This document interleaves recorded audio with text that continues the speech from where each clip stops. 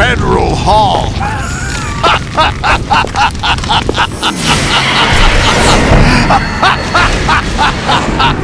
What are you laughing at? Do you know what day it is today? April 30th? That's right. George Washington took office as the first president of the United States of America 200 years ago today. And it happened right here. We were going to declare another independence, the dawn of a new nation, here. The end of the Patriots' secret rule, liberation of this country. This was where it was supposed to begin. This is where freedom could have been born.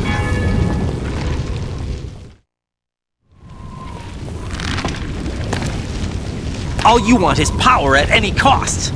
Jack, it's not power I want. What I wanted to take back from the Patriots are things like freedom, civil rights, opportunities. The founding principles of this country. Everything that's about to be wiped out by their digital censorship. Jack, listen to me. We're all born with an expiration date.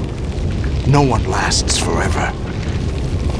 Life is nothing but a grace period for turning the best of our genetic material into the next generation.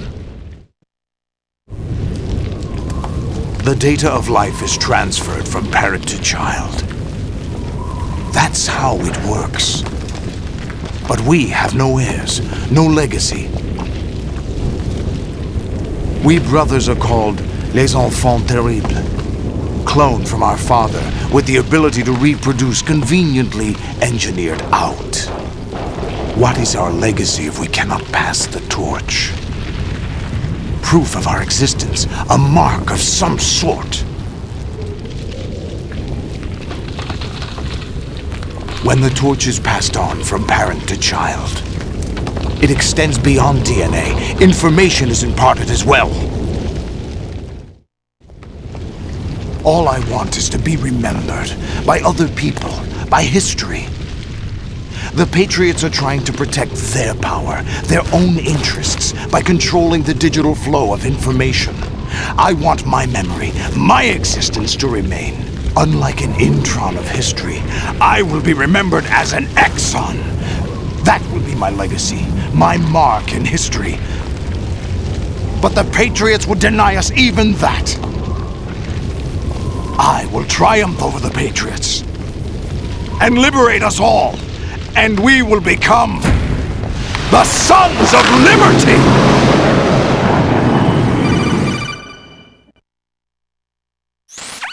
Raiden, are you receiving? We're still here. How's that possible? The AI was destroyed. Only GW. Who are you? To begin with, we're not what you'd call human. Over the past 200 years, a kind of consciousness formed layer by layer in the crucible of the White House. It's not unlike the way life started in the oceans 4 billion years ago. The White House was our primordial soup, a base of evolution. We are formless. We are the very discipline and morality that Americans invoke so often. How can anyone hope to eliminate us? As long as this nation exists, so will we. Cut the crap! If you're immortal, why would you take away individual freedoms and censor the net? Jack, don't be silly. Don't you know that our plans have your interests, not ours, in mind? What? Jack, listen carefully, like a good boy. The mapping of the human genome was completed early this century. As a result, the evolutionary log of the human race lay open to us. We started with genetic engineering. And in the end, we succeeded in digitizing life itself. But there are things not covered by genetic information. What do you mean? Human memories, ideas, culture, history. Genes don't contain any record of human history. Is it something that should not be passed on? Should that information be left at the mercy of nature? We've always kept records of our lives, through words, pictures, symbols, from tablets to books. But not all the information was inherited by later generations. A small percentage of the whole was selected and processed, then passed on. Not unlike genes, really. That's what history is, Jack. But in the current digitized world, trivial information is accumulating every second, preserved in all its triteness, never fading, always accessible. Rumors about petty issues, misinterpretations, slander. All of this junk data, preserved in an unfiltered state, growing at an alarming rate. It will only slow down social progress, reduce the rate of evolution. Right. You seem to think that our plan is one of censorship. Are you telling me it's not? You're being silly. What we propose to do is not to control content, but to create context. Create context. The digital society furthers human flaws and selectively rewards development of convenient half-truths. Just look at the strange juxtapositions of morality around you. Billions spent on new weapons in order to humanely murder other humans. Rights of criminals are given more respect than the privacy of their victims.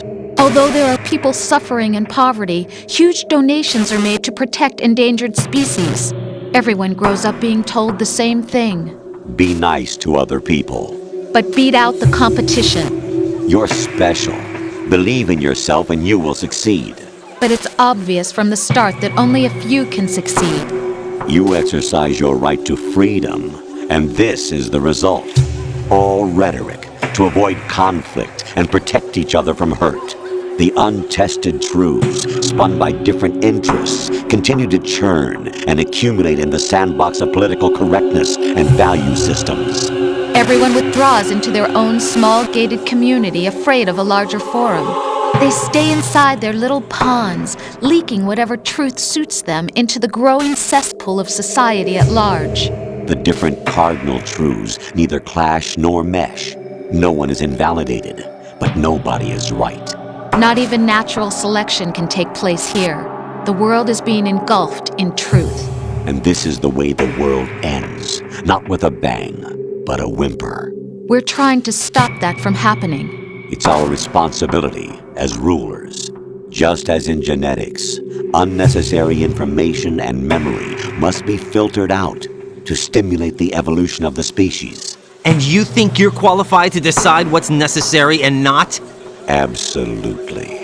Who else could wade through the sea of garbage you people produce, retrieve valuable truths, and even interpret their meaning for later generations?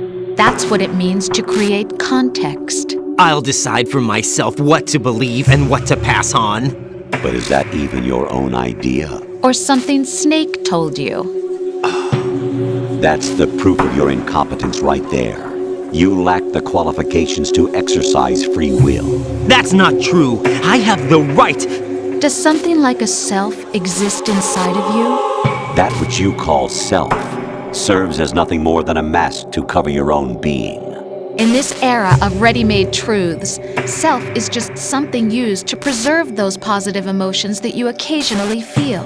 Another possibility is that self is a concept you conveniently borrowed under the logic that it would endow you with some sense of strength. That's crap! Is it? Would you prefer that someone else tell you? All right then. Explain it to him.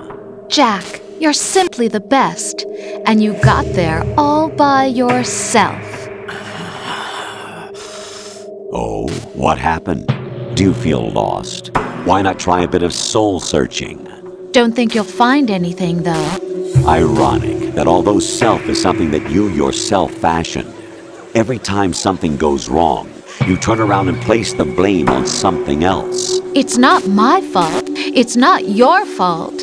In denial, you simply resort to looking for another, more convenient truth in order to make yourself feel better. Leaving behind in an instant the so-called truth you once embraced.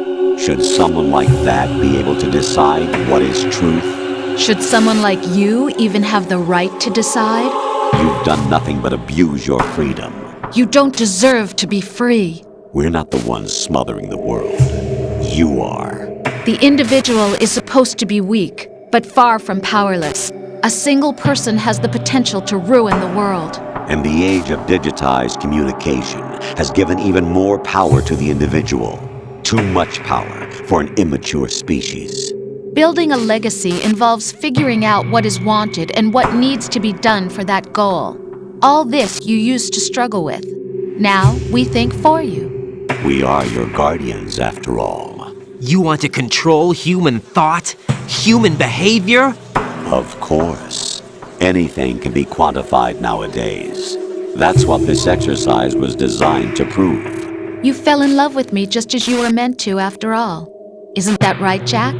Ocelot was not told the whole truth, to say the least.